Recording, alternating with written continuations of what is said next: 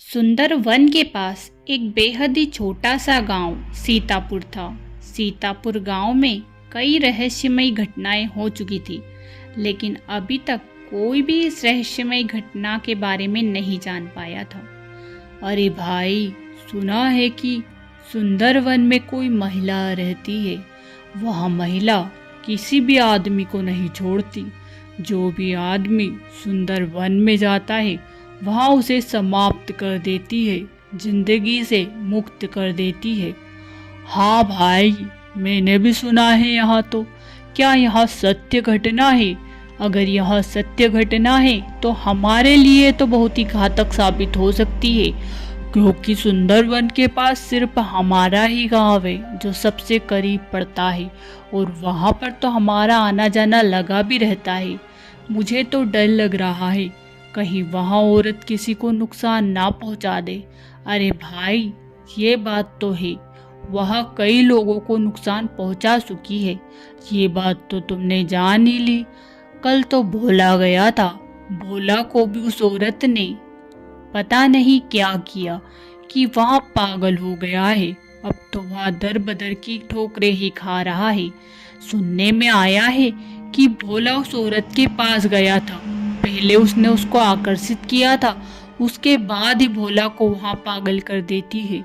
हाँ भाई, लेकिन अब तो गांव में हड़कंप मच गया है। कोई भी आदमी सुंदरवन को नहीं जा रहा। अरे सुंदरवन को जाए भी कैसे? कोई भी औरत अपने पति को सुंदरवन भेज ही नहीं रही है। यहाँ पर सभी औरतें भी काफ़ी ज़्यादा परेशान थी, क्योंकि सुंदरवन में कोई ऐसी रहस्यमयी घटना हुई थी। इस वजह से सारे गांव वाले काफ़ी ज़्यादा परेशान हो रहे थे। गांव की सभी औरतें काफ़ी ज़्यादा परेशान थी, क्योंकि सुंदरवन में जो भी आदमी जा रहा था, एक औरत उसको ख़त्म कर दे रही थी। लेकिन अभी तक उस औरत के बारे में कोई भी नहीं जान पाया था। कोई भी पत्नी अपने पति को अब सुंदरवन में नहीं जाने दे रही थी। ए जी सुनिए, आप अगर सुंदरवन की तरफ काम भी पड़ा ना तो नहीं जाएंगे। मुझे पैसों का लालच नहीं है। आप उधर ही काम करने जाते हो ना। मुझे पैसों का कोई लालच नहीं, लेकिन आपकी जान से ज़्यादा कोई भी चीज़ ज़रूरी नहीं है। आप सुंदरवन की तरफ नहीं जाओगी। मुझे पता है भाग्यवान, मैं सुंदरवन की तरफ नहीं जा रहा हूँ, लेकिन मेरा काम है। मेरा काम यही है, मेरा कर्म यही है, मेहनत करना। तो वो तो मैं करूँगा ही ना। क्या उस औरत के पीछे मैं अपना काम और कर्म छोड़ दूँ? मैं ऐसा तो नहीं कह रही कि आप अपना कर्म छोड़ दो। मैं ऐसा भी नहीं कह रही कि आप मेहनत ना करो। लेकिन मैं तो यही कह रही हूँ कि आप सुंदरवन की तरफ मत जाइए, क्योंकि सुंदरवन में आपको पता ही है, जो भी जा रहा है उसे वहाँ औरत खत्म कर रही है। मुझे पता है भाग्यवान, मैं सुंदरवन की तरफ जाऊँगा ही नहीं। मैं अपने खेतों पर काम करूँगा। तुम चिंता क्यों करती हो? यहाँ कहकर राघव वहाँ से चला जाता है। लेकिन सारी गांव की औरतों के मन में एक ही चिंता थी कि कहीं उनके पति को वहाँ औरत निगल ना जाए। पता नहीं ऐसी कौन सी औरत थी। हे भगवान, ये हमारे गांव में हो क्या रहा है? आखिर ऐसी कौन सी औरत है जो हमारे पतियों को निगलना चाहती है? आखिर कौन औरत है? मैं भी यही समझ नहीं पा रही हूँ कि आखिर सुंदरवन में ऐसी कौन सी औरत है जो हमारे पतियों को निगल रही है। मुझे तो लगता है कि वहाँ घातक चुड़ैल हो सकती है। चुड़ैल ही ऐसा काम कर सकती है, बाकी तो और कोई नहीं कर सकता। हाँ बहन, ये बात तो तू बिल्कुल सही कह रही है। कोई खतरनाक चुड़ैल ही पतियों को निगल सकती है, बाकी कोई जीवित औरत तो ऐसा कर ही नहीं सकती। मुझे भी चुड़ैल का ही संकेत है। सभी औरतें काफ़ी ज़्यादा परेशान थी, और इधर सारे पति भी काम पर निकल चुके थे। सभी अपने अपने काम पर निकल चुके थे कि रामू नाम का एक आदमी जंगल से गुजर रहा था। रामू को जंगल से भयानक आवाज़ आती सुनाई देती है। हे भगवान, मैं इधर से क्यों आया? यहाँ तो सुंदर वन ही है। इस सुंदर वन में पता नहीं कौन मुझे निगल जाएगा। मुझे यहाँ से भागना ही होगा। रामू भाग ही रहा था कि अचानक से पीछे पीछे कोई साया उसके पीछे चला आ रहा था। रामू दौड़ लगाकर गांव की तरफ आता है। इतने में कोई उसे अंदर की तरफ खींच लेता है। रामू की चीख सारे गांव में सुनाई देती है। रामू की चीख सारे गांव में सुनाई देती है। अरे भाई, आज कौन सुंदर वन में गया था? सुंदर वन में भयानक आवाज आई है। मतलब कि कोई आदमी तो उस स्त्री के चंगुल में फंस चुका है। हाँ, ये बात तो तुमने बिल्कुल सही कही। मैंने सुना है कि रामू जो सुंदर वन से होता हुआ बाजार गया था, मुझे तो वही लगता है। घर भी नहीं लौटा है। उसकी बीवी भी काफ़ी ज़्यादा परेशान है। अरे, तो बीवी ने उसको मार्केट में भेजा ही क्यों? जब पता है कि सुंदर वन में ऐसी घटना हो रही है, तो क्या उसका बाजार जाना इतना ज़रूरी हो गया था? उसके लिए सामान ज़्यादा ज़रूरी था या उसका पति? मुझे भी यही बात समझ नहीं आ रही है, लेकिन अब क्या कर सकते हैं? होने को आखिर कौन टाल सकता है? दिन बीतते चले जा रहे थे, लेकिन लोगों की समस्या समाप्त नहीं हो रही थी। गांव के लोग काफ़ी ज़्यादा परेशान थे कि आखिर उस जंगल में ऐसी कौन सी औरत है जो सारे गांव वाले लोगों को परेशान कर रही है। सारे गांव वाले उससे बेहद ज़्यादा परेशान थे। वह सुंदर वन की तरफ जाते भी नहीं थे कि एक दिन की बात है जब वहाँ पर पास के ही नगर का एक राजा आता है। राजा सुंदर वन से होता हुआ आता है, लेकिन उसे कुछ नहीं होता। जैसे ही राजा गांव में आता है तो उसे पता लगता है कि सुंदर वन में कोई ऐसी औरत है जो गांव के पुरुषों को निगल रही है। अरे, ये तुम लोग क्या कह रही हो? मुझे तो यकीन ही नहीं हो रहा है। मैं सुंदर वन से ही होकर आया हूँ, लेकिन मुझे तो ऐसी कोई औरत नज़र नहीं आई। तुम लोग ये क्या बातें बना रहे हो? ये सब झूठ है। नहीं राजा साहब, हम कोई झूठ नहीं बोल रहे हैं। यहाँ बात बिल्कुल सत्य है कि उस जंगल में कोई ऐसी औरत है जो सारे लोगों को निगल रही है। पता नहीं उसने आपको क्यों नहीं निगला। ये बात तो हम भी नहीं समझ पा रहे हैं। मैंने तो उस औरत को देखा तक नहीं। मैं कैसे मान लूँ कि सुंदरवन में कोई भयानक स्त्री रहती है जो लोगों को निगल रही है। राजा खुद हैरान था कि सारे गांव वाले जिस स्त्री से परेशान थे, वहाँ स्त्री आखिर उसे क्यों नहीं निगल रही थी। वहाँ सुंदर वन से होता हुआ जाता है, उसे भयानक आवाज़ें आने लगती है। राजा बहुत डरा हुआ था, लेकिन फिर वहाँ अपने महल को प्रस्थान हो जाता है। जैसे तैसे राजा महल पहुँच जाता है, लेकिन उसे फिर भी समझ नहीं आ रहा था कि आखिर वहाँ औरत उसे नुकसान क्यों नहीं पहुँचा रही। वहाँ अपनी रानी से कहता है, आपको पता है महारानी, आज मेरे साथ एक अजीब घटना हुई।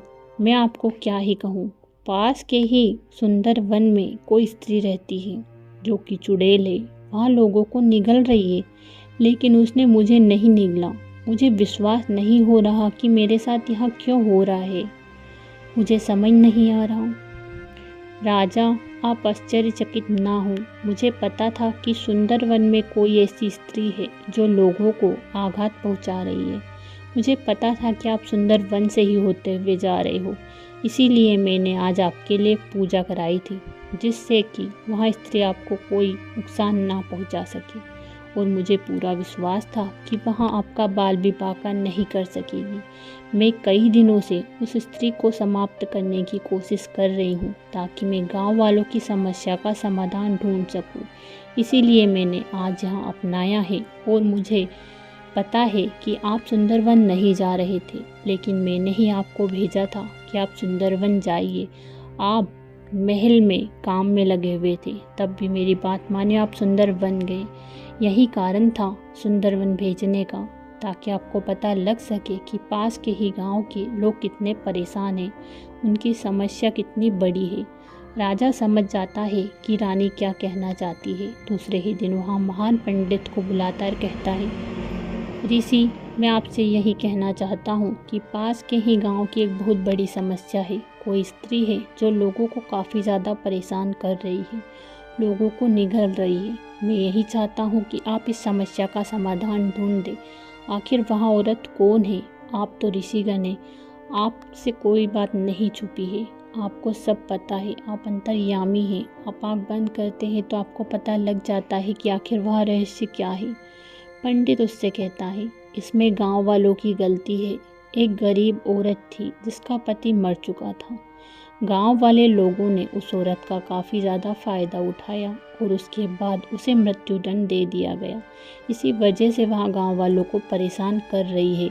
लेकिन इसका एक ही हल है, अगर सारे गांव वाले उस औरत से माफ़ी मांग ले तो वह औरत उन्हें माफ़ कर देगी और हमेशा हमेशा के लिए चली जाएगी। इसके अलावा उसका कोई समाधान नहीं है। उस औरत ने आपको इसीलिए परेशान नहीं किया क्योंकि आपने उसके साथ ऐसा कुछ किया ही नहीं था। आपको यह बात पता भी नहीं थी, लेकिन वह आपसे न्याय मांगती है और आप उसे न्याय ज़रूर दीजिए। राजा यह बात सुनकर गांव जाता है और सारे गांव वालों को यह बात बताता है। सारे गांव वाले राजा से माफ़ी मांगते हैं। हमें माफ़ कर दीजिए महाराज, हम कितने बड़े मूर्ख थे जिन्होंने उस औरत के साथ ऐसा किया। आज के बाद से हम कभी भी किसी औरत के साथ ऐसा नहीं करेंगे और हाँ, हम उस औरत से माफ़ी मांगने के लिए तैयार हैं। सारे गांव वाले जंगल जाते हैं और उस औरत से माफ़ी मांगते हैं।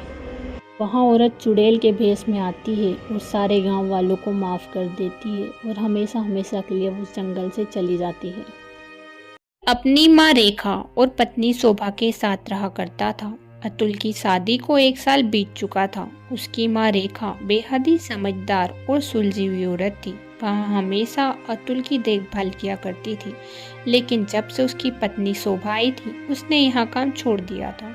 उसे अपने बेटे की काफ़ी चिंता थी क्योंकि अतुल उसका इकलौता बेटा था। लेकिन यह बात शोभा को अच्छी नहीं लगती थी। जब भी वह अतुल से उसकी चिंता करते हुए कुछ कहती थी तो शोभा उसे टोकती रहती थी। एक दिन सुबह सुबह वह अपने बेटे से कहती है, बेटा अतुल, तू सुबह खाना खाकर नहीं जाता। तुझे तो पता ही है मुझे तेरी कितनी चिंता सताती है। जब भी तू पहले ऑफिस जाता था तो मैं तेरे लिए खाना बना देती थी, लेकिन अब तू ना ऐसे जाता, मुझे अच्छा नहीं लगता बेटा। मुझे ना सुबह जल्दी उठा दिया कर, मैं ही तेरा टिफ़िन तैयार कर देती हूँ। अरे माँ, ऐसा कुछ भी नहीं है। ऑफिस में मुझे खाना खाने को मिल जाता है, इसी वजह से मैं आपको परेशान नहीं करना चाहता। मैं चाहता तो सुबह को भी उठा सकता था, लेकिन जब ऑफिस में खाना मिलता है तो फिर मैं सुबह को क्यों उठाऊं? मुझे पता है बेटा, तू पहले ऑफिस का खाना कहाँ खाता था? 2 रोटी ही मुश्किल से खा पाता था। तू घर से ही टिफ़िन ले जाया करता था। मुझे पता है तो ऑफिस में भी भूखा ही रहता है, लेकिन मुझसे नहीं कहता क्योंकि मैं चिंता करती हूँ। माँ, आप चिंता करती हो ये मुझे पता है, लेकिन पहले ऑफिस में जो खाना आता था वो अब नहीं आता। पहले अलग आता था और अब स्वादिष्ट खाना आता है। आपको मैंने बताया था ना, जब शादी के 1 महीने बाद ऐसा हुआ था तब मैंने आकर कहा था ना आपसे।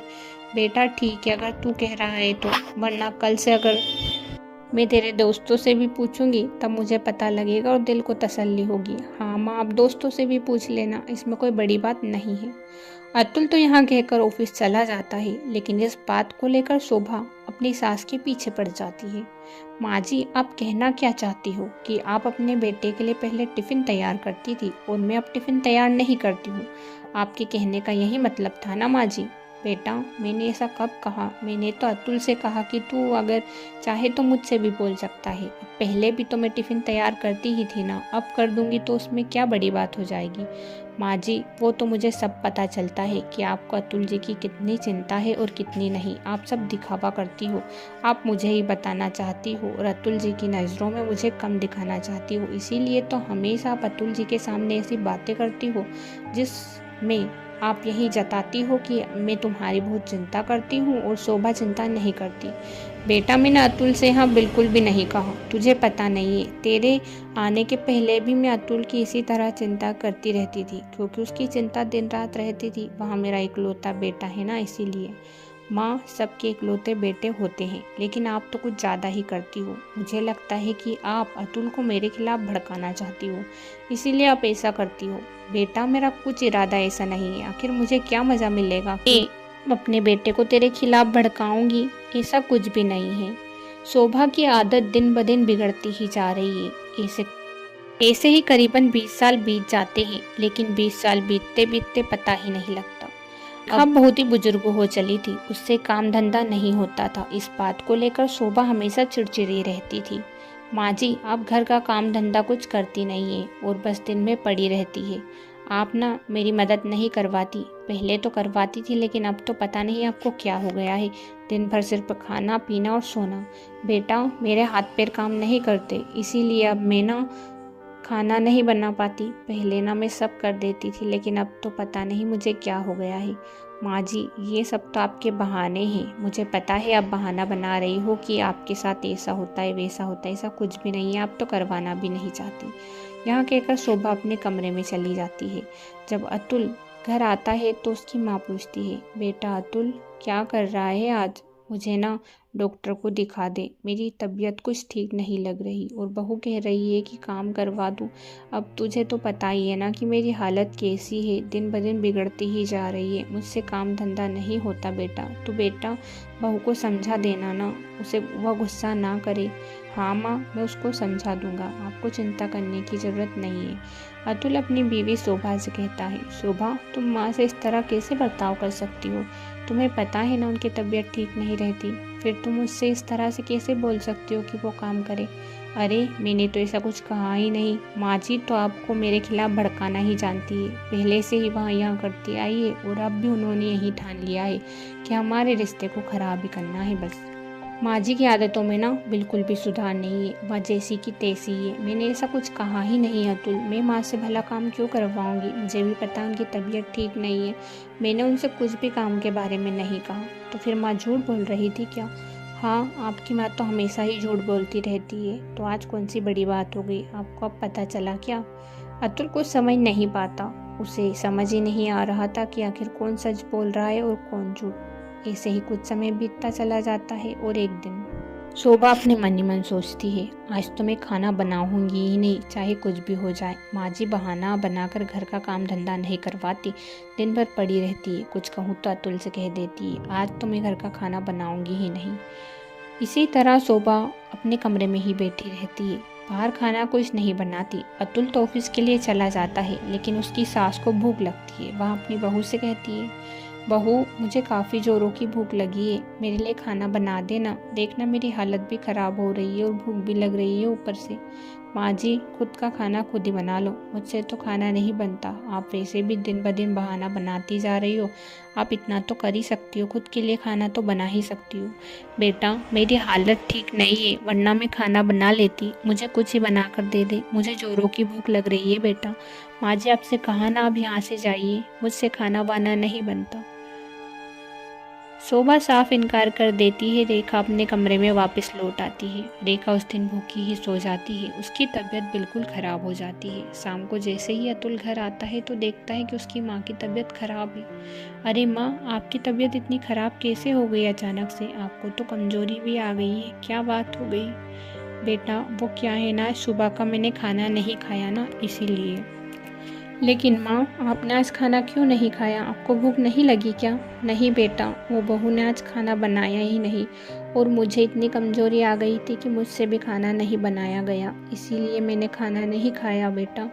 यह बात सुनकर अतुल के होश उड़ जाते हैं। उसे बहुत ही बुरा लगता है। वह अपनी पत्नी के कमरे में जाकर कहता है, तुम्हारी हिम्मत कैसे हुई? मेरी माँ को तुमने आज खाना तक नहीं बनाया। तुम्हें शर्म आ रही है या नहीं? किसी इंसान की मजबूरी का इस तरह से फ़ायदा उठाता है क्या कोई? वहाँ बीमार है, तुम्हें उसे खाना देना चाहिए और तुमने आज उनके लिए खाना नहीं बनाया।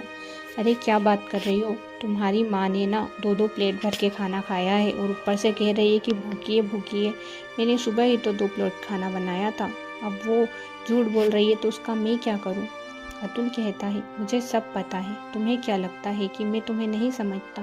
तुम्हें पता है, ऑफिस के कुछ काम की वजह से मुझे घर आना था और मैं जैसे ही घर आया तो माँ तुमसे खाने के लिए कह रही थी, लेकिन तुमने उनसे साफ इनकार कर दिया था खाना बनाने को। मैंने सब सुन लिया था, लेकिन मैं अंदर नहीं आया। मुझे लगा कि तुम दिन में खाना बनाकर दे दोगी, लेकिन जैसे ही मुझे पता लगा माँ से, तो माँ बिल्कुल सही कह रही थी। मैं जैसे ही घर आया तो माँ की हालत बिल्कुल ख़राब थी और मुझे तुमसे यहाँ उम्मीद नहीं थी कि तुम माँ को दिन भर खाना नहीं बनाओगी। मुझे बहुत ही बुरा लगा। इतने दिनों से माँ जो कह रही थी वहाँ बिल्कुल सच था। तुम हमेशा मुझे यही कहती रही कि माँ तुम्हें सिखाती है, माँ मुझे सिखाती है, लेकिन माँ ने ऐसा कुछ कहा ही नहीं। माँ तो तुम्हारे बारे में बिल्कुल सही कहती थी। तुम इस लायक ही नहीं हो क्योंकि माँ जिस तरह से तुमसे प्यार करती है ना, तुम एक बेटी का फ़र्ज़ कभी नहीं निभा सकती। बेटी तो बेटी, तुम एक बहू का फ़र्ज़ भी नहीं निभा सकती। तुम अभी इस घर से निकल जाओ, क्योंकि मैं नहीं चाहता कि मैं तुम्हें और भी देखूं। इस तरह से तुमने माँ के साथ किया है ना, अगली बार से अगर मेरी माँ के साथ ऐसा किया ना तो तुम्हारी खैर नहीं। अब यह बात सुनकर शोभा को मन ही मन बहुत ही बुरा लगता है। वह अपने पति से माफ़ी मांगती है। मुझे माफ़ कर दीजिए जी, मैंने एक बेटी तो बेटी, बहू का फ़र्ज़ भी सही से नहीं निभाया। माँ की मैंने देखभाल नहीं की, इसी वजह से माँ की यही हालत है। आज के बाद से मैं ये सब बिल्कुल भी नहीं करूँगी, आपसे वादा करती हूँ। यहाँ कहकर शोभा अपनी सास के पास चली जाती है और सास से भी माफ़ी मांगने लगती है। सास उसे माफ़ कर देती है और सास के कहने पर अतुल भी उसे माफ़ कर देता है। इसी तरह शोभा अपनी सास की देखभाल करती थी और कभी भी दोबारा से उनके साथ ऐसा व्यवहार नहीं करती थी।